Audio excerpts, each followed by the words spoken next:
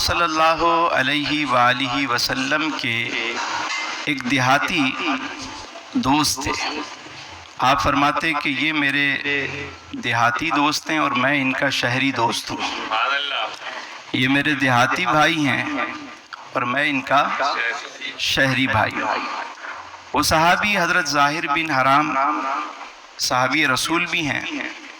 جب وہ اپنے گاؤں سے آتے مدینہ شریف تو گاؤں کی سوغات یعنی دیسی گھی، پنیر، تازی سبزیاں لے کر آتے اور خوشی خوشی آ کر حضور کی بارگاہ میں وہ تحفے پیش کر دیتے. بہت سادہ، جیسے ایک عام دیہاتی، بالکل سادہ سا، لیکن دل کے صاف، سچے اور سچے اور نکھرے صحابی تھے. آتے حضور سے باتیں کرتے، دیہات کی قصے سناتے، بات کرتے، حضور کو دیکھتے رہتے، خوش ہوتے. جب وہ جانے لگتے تو میرے آقا کریم صلی اللہ علیہ وسلم انہیں شہر کی سوغات یعنی مدینہ شریف کی جو سوغاتیں ہیں، کھجوریں، مختلف اقسام کی کھجوریں، چیزیں حضور انہیں دے دیتے. وہ گاؤں سے آتے تو گاؤں کی سوغات لاتے. جیسے ہمارے یہاں ہوتا ہے کہ کوئی آ جائے. ابھی پچھلے ہفتے رحیم یار خان سے تشریف لائے ہوئے تھے عمر حیات تو وہ میرے لیے دیسی گھی لے کر آئے گاؤں سے. کچھ ہمارے دوست ہیں وہ KPK سے آتے ہیں کبھی ملنے، تو وہ وہاں سے گڑ لاتے ہیں. وہ گڑ بھی ایسا ہوتا ہے کہ اس کے اندر میوے ہوتے ہیں. اور کبھی اخروٹ لے کر آتے ہیں وہاں سے. کوئی خانپور سے آتا ہے تو پیڑے لے آتا ہے، شکارپور سے آئے گا تو اچار لے آئے گا. ہوتا ہے نہیں ہوتا. کوئٹہ سے ہمارے کچھ دوست ہیں وہ آتے ہیں تو ڈرائی فروٹ لاتے ہیں وہاں سے. سب چائے لے کر آتے ہیں.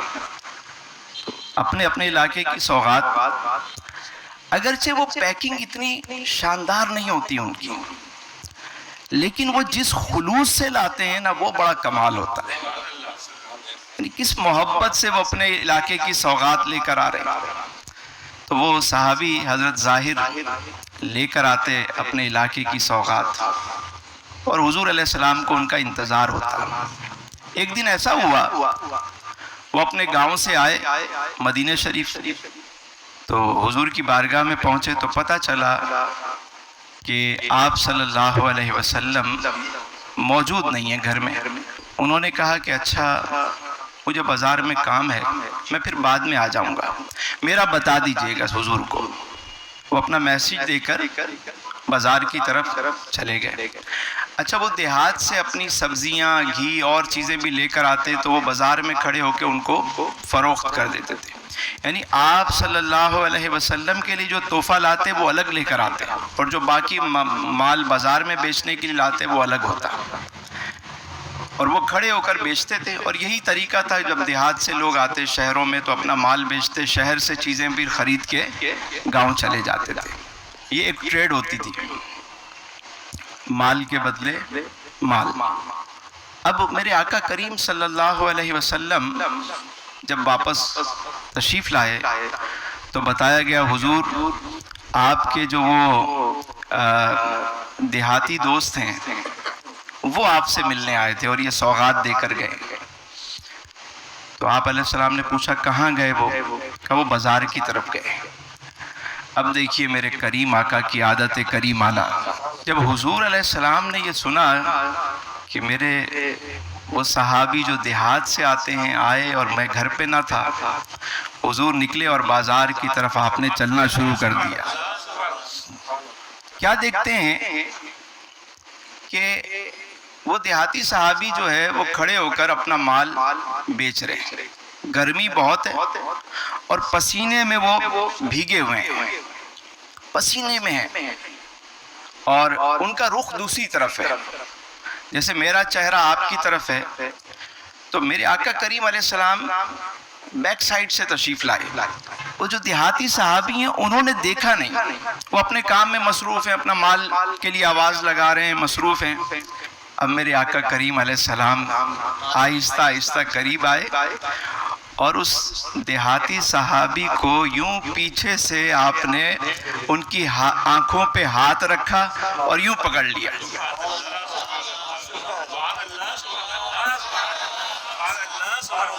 پہلے تو وہ گھبرا گئے کہ یہ کیا ہوا، اچانک کوئی کسی کو آنکھوں پہ ہاتھ رکھ کے پکڑ لے مضبوطی سے. تو انہوں نے اپنے ہاتھ پاؤں چلانا شروع کیے، لیکن جب انہیں محسوس ہوا کہ یہ ٹھنڈے ٹھنڈے ہاتھ ہیں، یہ ید اللہ والے ہاتھ ہیں، اور پھر جب انہیں خوشبو محسوس ہوئی، ہائے ہائے ہائے، عرصہ ہوا طیبہ کی گلیوں سے وہ گزرے ہیں. ابھی ہمارے حضرت پڑھ رہے تھے کہ ان کی مہک نے دل کے غنچے کھلا دیے ہیں، جس راہ چل دیے ہیں کوچے بس. اب وہ حضرت ظاہر جو ہیں انہیں وہ خوشبو فیل ہوئی حضور کی.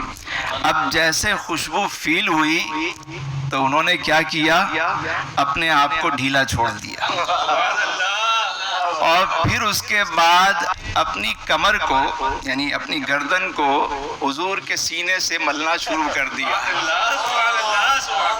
یعنی آپ صلی اللہ علیہ وسلم نے پکڑا ہوا ہے، اب انہوں نے پہلے تو اپنے آپ کو ڈھیلا چھوڑ دیا، اس کے بعد یوں مسل لیں تاکہ وہ فیض زیادہ سے زیادہ ملے. اچھا، لوگ جمع ہو گئے، جب حضور تشریف لائے لوگ جمع ہو گئے. میرے حضور نے پوچھا کہ آواز لگائی کہ اس غلام کو کون خریدے گا، اس غلام کو کون خریدے گا. تو حضرت ظاہر کہنے لگے، قریب ہوئے حضور کے، کہتے ہیں حضور پھر تو میری قیمت زیادہ نہیں ملے گی، یعنی میرا رنگ بھی نہیں، روپ بھی نہیں، مجھے کون خریدے گا حضور. جب آپ نے خرید لیا، جب تک بکے نہ تھے کوئی پوچھتا نہ تھا، آپ نے خرید کر مجھے انمول کر دیا، اب کون خریدے گا، ہم تو آپ کے پاس بک چکے ہیں حضور. تو میرے حضور نے جب اس صحابی رسول کی وہ عاجزی سنی تو سرکار فرمانے لگے کہ اے میرے صحابی، اللہ کے ہاں تیری بڑی قیمت ہے، اللہ کے ہاں تیری بڑی قیمت ہے، یعنی دل چھوٹا نہ کر، تیری بڑی قدر و منزلت ہے.